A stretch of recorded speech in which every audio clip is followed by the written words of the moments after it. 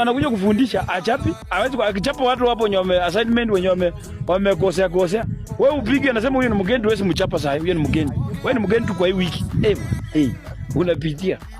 Sasa next week inafika Monday unaona anakuja bwana. Unasikia anasema na wewe ukuje na uniform ya hii shule? Ama urudi shule yenye ulitoka. Unashangaa mambo gani? Ama kama unatamani hiyo shule yenye uniform umevaa hiyo shule utarudi shule hiyo. Unajua alikukubali na uniform nyingine. Aya sasa unasikia sasa tena pesa ya desk. Kesho unakuja na pesa ya desk. Wanatoa desk mpya. Desk yenyewe tena mnakaa wengi bwana. Mnakaa tena wengi anakuja anakusonga na kupangia weka na wenzako. Mnakaa tena watu wanne kwa hiyo desk mnafinyana bwana. Na desk ni yako tena ni mpya kwanga unalipa tu 200. Uniform umeenda umekuja na uniform nyingine. Uniform yenyewe tena unasikia anasema uniform hapa ni grey na hiyo dark grey. Mzazi tena alikosea kwa fundi. Tuseme unakaa na nyanya yako. Aenda akasema shona ya grey. Utashona tu ya grey kumbe inafaa dark grey. Mimi nakwambia